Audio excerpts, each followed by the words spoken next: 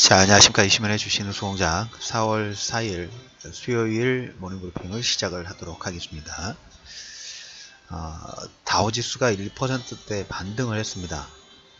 가장 큰 이유 딱 하나. 트럼프 세 가지 정도 있는데 첫 번째로 얘긴다면 아마존에 대해서 백악관이 장 초반에도 트럼프가 아마존에 대해서 약간 으르렁거렸어요. 으르렁거렸다가 장 막판 우장 들어서 백악관에서 아마존에 대해서 행동 계획 부분이 없다라는 코멘트를 하면서 팡 관련된 종목들 어제 그 아마존 얘기가 나올 때마다 팡 주식이 출렁거렸었죠. 그걸로 인해서 또 행동 계획이 없다 하니까 안도감에 우려 상승, 우려감이 반감되면서 상승을 했습니다.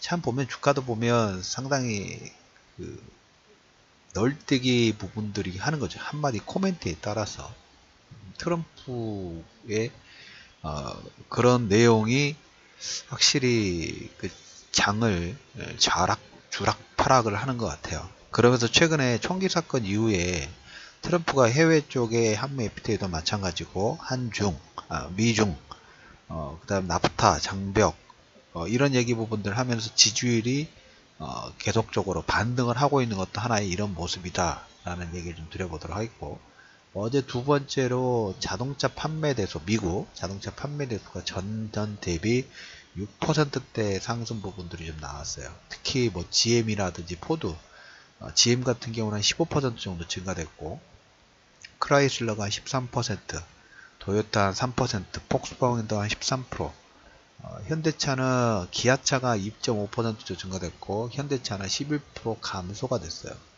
여기에 또 하나 더 트럼프 정부가 오바마 때 배기가스 감축안을 폐기시켜 버렸어요. 그래서 우리가 그 트렌드로 보면 그 에너지, 특히 환경 규제 관련된 부분에서 독일이나 유럽 쪽은 더 강화시키고 향후에 이제 디젤 엔진 부분들이 거의 없어지는 쪽으로 그 전체적인 전략 부분들을 세웠는데, 트럼프는 상관하지 않고 오바마 때 배기가스 감축안을 폐기시키면서 자동차 업계의 환영 부분들을 좀 받고 있습니다.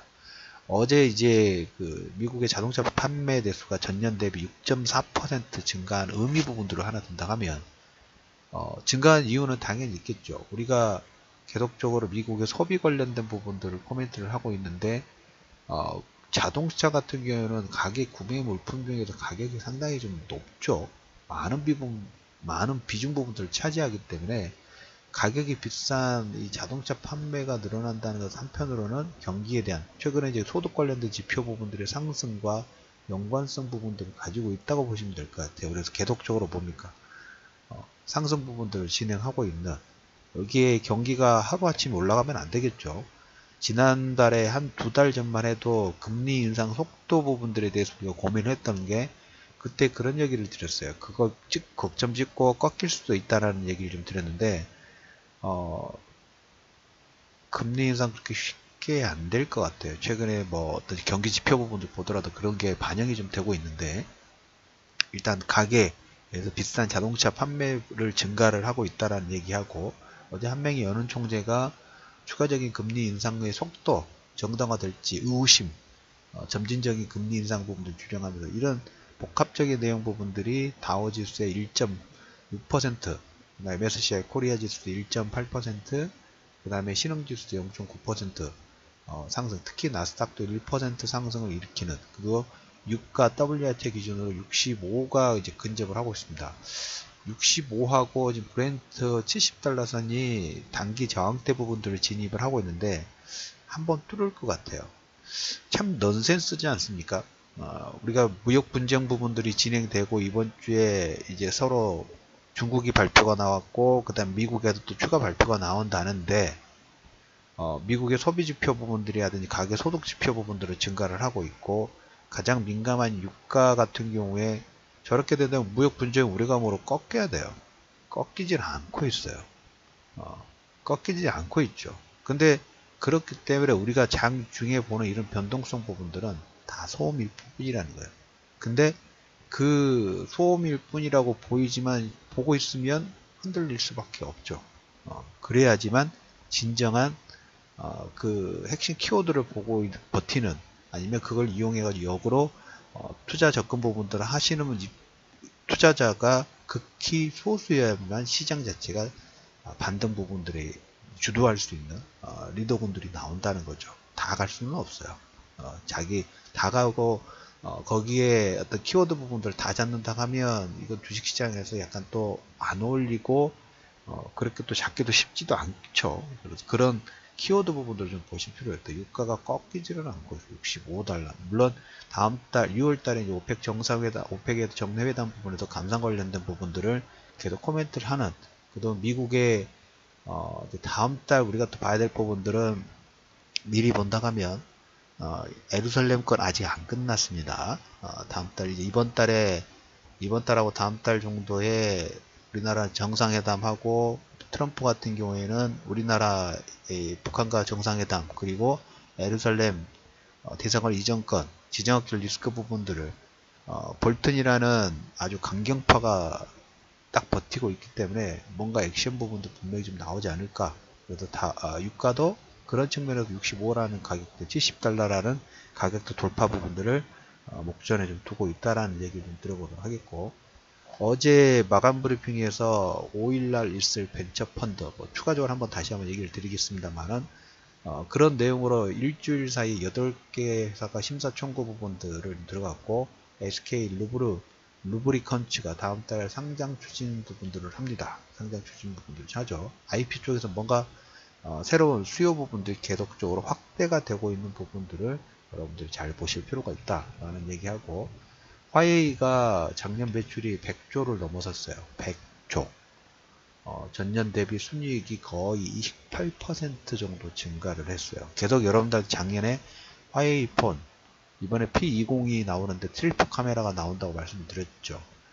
그래서 우리나라 스마트폰 잘 만든다는 걸로 버티기는 이미 그것은 컨테이너선이 조선업 쪽에서 컨테이너선이 중국으로 넘어가고 있는 것처럼 우리가 예전에 스마트폰 쪽에서 갤럭시 시리즈를 만들면서 세계에서 한 단계 도약 부분들 진행했던 것처럼 그 다음 케이스로 중국의 화웨이 폰이 이 케이스 부분들을 넘어가고 있어요. 그래서 플렉서블로 넘어가야 된다고 얘기를 좀 드렸죠. 그리고 아침에 카카오톡하고 텔레그램 메신저 쪽에 올려놓았던 애플의 FP12 작년에 이거 관련된 종목군들이 거의 한 2배 반 정도 상승 부분들이 진행을 했던 것 같아요. 물론 이제 거기에 연관관계 부분도 있는 회사와 정확한 연결고리 부분들 없는데 화웨이 폰이 급증 부분들 하면서 아이폰 X가 망했다는 표현이 맞을 것 같아요. 당연하죠. 패러다임이 바뀌고 있어요. 고가 폰의 의미 부분들은 없어요.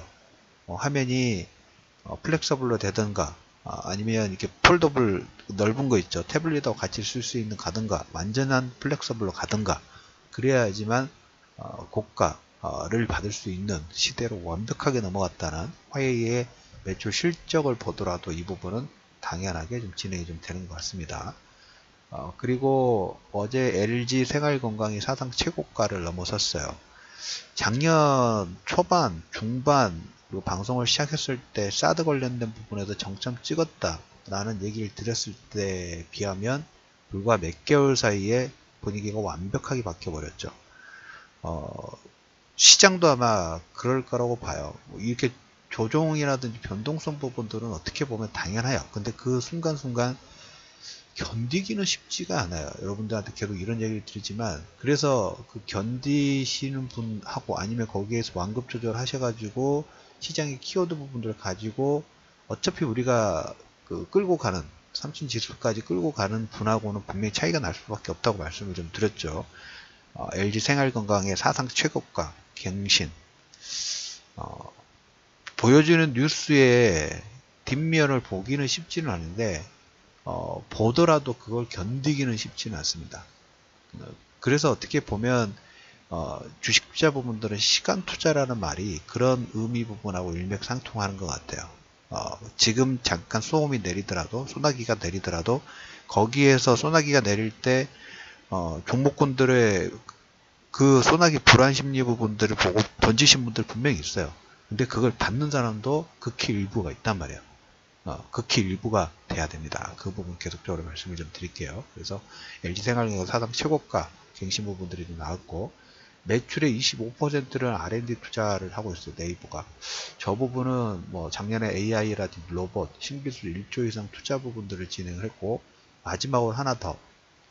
엘리엇 있죠. 전에 이제 삼성 지배구조 관련된 부분들에 대해서 얘기를 했는데, 현대차 그룹 지분 10억 달러를 보유를 하면서 지배구조 개선 요구를 좀 했어요.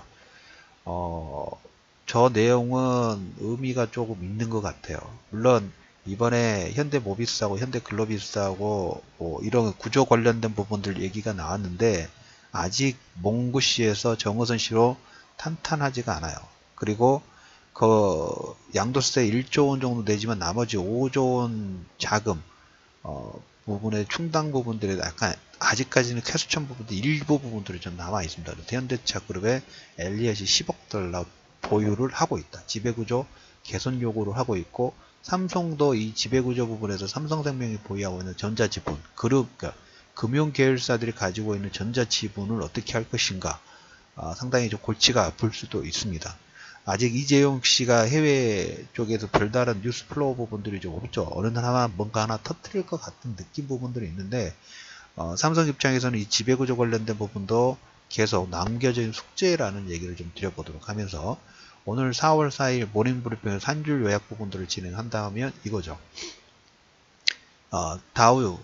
다우가 반등을 했는데 아마존에 대한 행동 계획 별로 없어요. 그거 별로다. 자동차 판매 대수가 전년 대비 6.4% 정도 증가를 하고 있다라는 의미.